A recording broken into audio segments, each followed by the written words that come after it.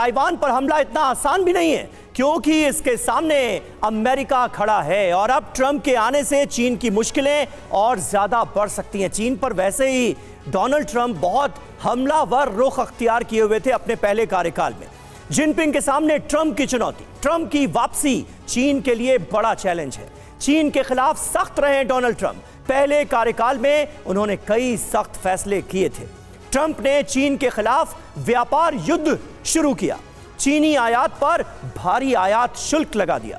2018-19 में 380 अरब डॉलर का आयात शुल्क लगाया था डोनाल्ड ट्रंप ने। आयात शुल्क से चीन को बहुत बड़ा आर्थिक नुकसान हुआ और अब 20 जनवरी के बाद एक बार फिर अमेरिका का सिंहासन डोनाल्ड ट्रंप के सुपुर्द है। ऐसे में चीन को लेकर उनका रुख क्या होगा? तिवारी साहब, क्या किसी बड़े बदलाव की उम्मीद आपको इस फ्रंट के मद्देनजर, चीन ताइवान फ्रंट के मद्देनजर नजर आती है क्या? रियल एस्टेट में कैसे बने प्रॉफिटेबल ब्रोकर, अपने सपनों की डील को सच में बदलें। डाउनलोड करें फ्रीडम ऐप और बने एक प्रोफेशनल ब्रोकर। देखिए समीर, ट्रंप ने पिछले टेन्योर में क्या किया था और अगले टेन्योर में क्या करेंगे, और जो फॉरेन पॉलिसी है इसका अभी संजय साहब ने पूरा डिटेल कर दिया कि पॉलिसी हमेशा इतनी जल्दी चेंज नहीं होती कि जिसको बढ़ाया जा सके।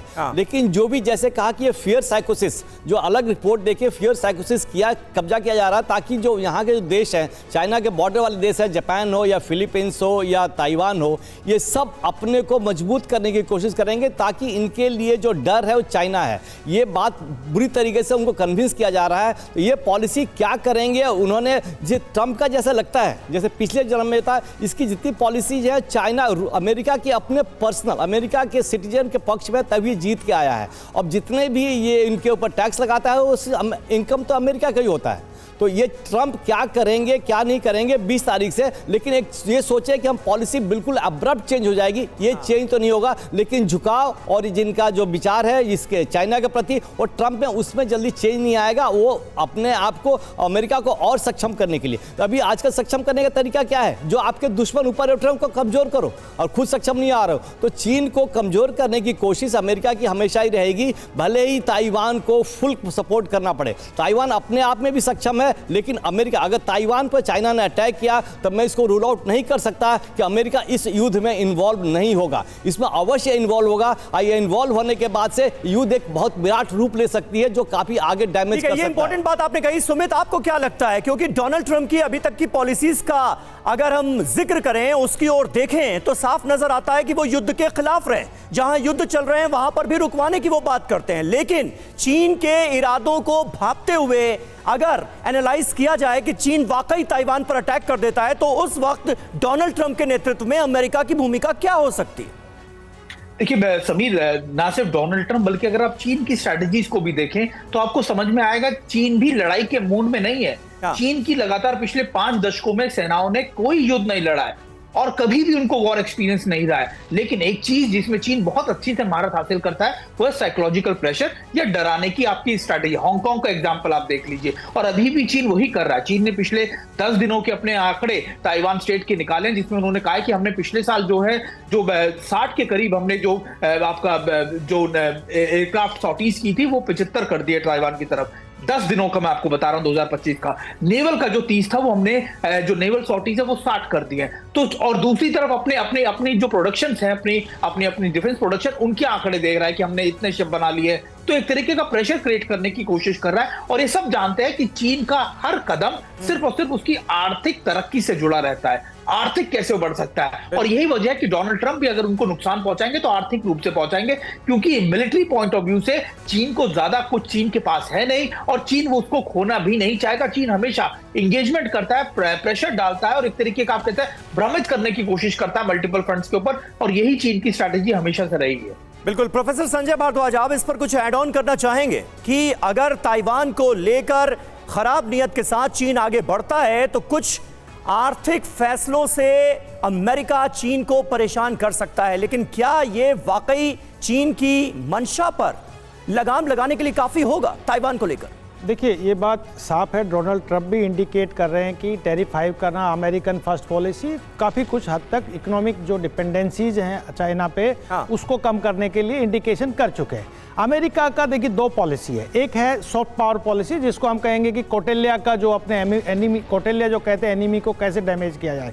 तीन फैक्टर बहुत बड़े हैं जो अमेरिका चाइना में और इस क्षेत्र में करने का कोशिश करता है। पहला, ह्यूमन राइट वायलेशन की बात हमेशा चाइना में भी उठाने की कोशिश करता है, निकालने की कोशिश करता है, चाहे वो सिंगजियांग प्रोविंस हो या बाकी क्षेत्र हो। दूसरा, डेमोक्रेसी के इश्यूज को लेके कि भाई जिस तरीके से वॉइस दबाई जा रही है लोगों की चाइना में, वो भी। और तीसरा जो फैक्टर है कि जो मिडिल किंगडम अप्रोच है चाइना का, और वो एक तरीके से जो पड़ोसी देश हैं जितने भी, खासकर साउथ ईस्ट एशियन कंट्रीज और even Mongolia and all these countries, ये सब कंट्रीज बड़ा कॉन्शियस है चाइना की जो मिडिल किंगडम अप्रोच की। भाई कहीं ऐसा ना हो कि आज ताइवान कल बाकी जो क्षेत्रों को अपनी सुजनिटी को मजबूत करे, और वो फैक्टर। तो अमेरिका पहला स्ट्रेटेजी ये उपयोग कर रहा है, कई सालों से चल रहा है, तिब्बत को लेके, सिंकियांग को लेके, ताइवान को लेके और बाकी कंट्रीज को मोबिलाइज।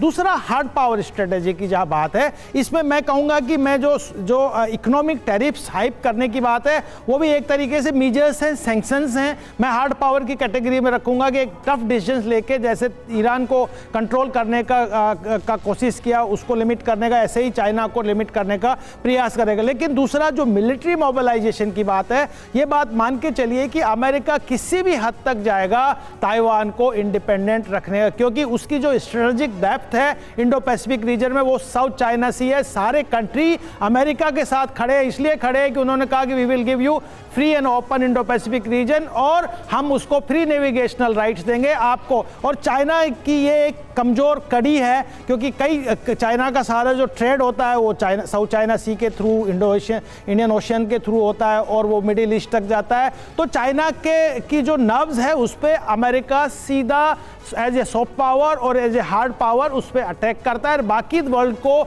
अपने पक्ष में मोबिलाइज करने का कोशिश करता है। अब चाइना का क्या स्ट्रेंथ है, ये बात मान के चलिए, चाइना इकोनॉमिक पावर है, डिपेंडेंसीज है, और चाइना न्यूक्लियर पावर, बड़ा और न्यूक्लियर पावर बनने का कोशिश कर रहा है, मिलिट्री पावर है। लेकिन क्या उसकी पार्टनरशिप है? देखिए, रशिया के साथ उसकी कोई स्ट्रेटेजिक अलायंस नहीं है, सिर्फ पार्टनरशिप है, वक्त की पार्टनरशिप है। क्योंकि रशिया भी जानता है कि चाइना बढ़ गया तो वही 1969-70 वाला इश्यू हो जाएगा और चाइना मजबूत हो जाएगा। तो रशिया कॉन्शियस है चाइना के इस सारी पॉलिसीज को लेके। ईरान निश्चित रूप से, अगर ईरान को मैनेज मिडिल ईस्ट में कर दिया, वहीं पे एंगेज कर दिया, तो चाइना के साथ बहुत कुछ हद तक ईरान भी खड़ा हुआ नजर नहीं आएगा। तो ये बात मान के चलिए कि चारों तरफ से इसको हेजिंग किया जा रहा है चाइना को, अमेरिका और बाकी कंट्रीज को, इन पॉलिसीज को लेके, और उसमें अमेरिका बहुत कुछ हद तक सक्सेसफुल भी हो रहा है कि चाइना अभी सी जिनपिंग के फर्स्ट और सेकंड टेन्यूर में एक तरीके से जो डेमोस्ट्रेट कर रहा था, अभी शांत है। यह भी चाइना का एक पॉलिसी है कि शांत रहो, शक्ति को अपने एक्वायर करो,